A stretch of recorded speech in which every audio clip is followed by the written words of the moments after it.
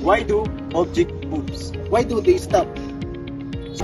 It is force. Force is a push or a pull that can make an object move, stop, or change direction.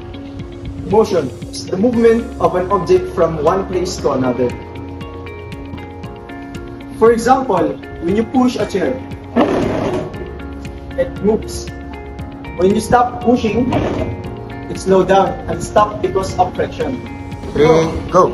Temperature is a measure of the average emitted energy of the particles in a substance. It tells us how hot or cold something is, but does not depend on the total amount of that substance.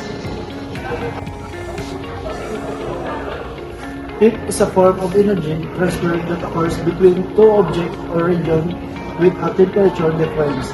It flows from hotter to colder until both reach the same temperature.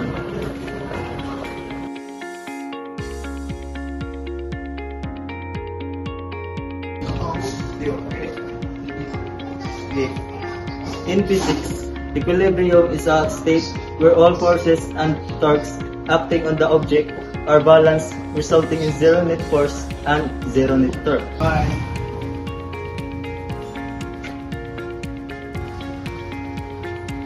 This means an object at rest will remain at rest, and an object in motion will continue in motion with a constant velocity.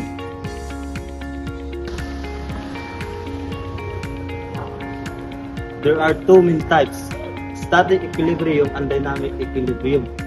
Static equilibrium is the object is at rest will remain at rest.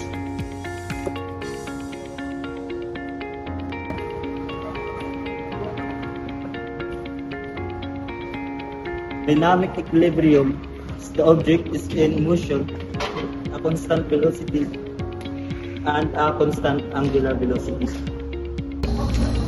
Good day, everyone. I will talk about kinematics. Kinematics is a branch of physics that study the motion of objects without considering the forces that cause the motion. It focuses on quantities such as distance, displacement, speed, velocity, and acceleration. For example, kinematics also includes special motion such as uniform motion and free fall, when gravity causes object to accelerate at 9.8 meters squared.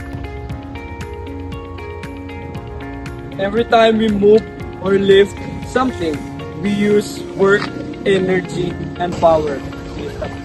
Work is done with a force to move an object, like pushing a chair across the room. Energy is the ability to do work. Our bodies get energy from food, and machines get energy from fuel or electricity. Power tells us how fast work is done. Doing the same task faster means more power. These three ideas help us understand how things move and work in our everyday life.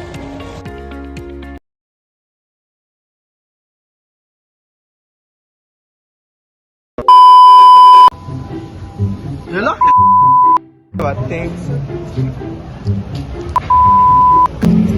It is mga boy, no? Ano ba rin? It is force. Force is a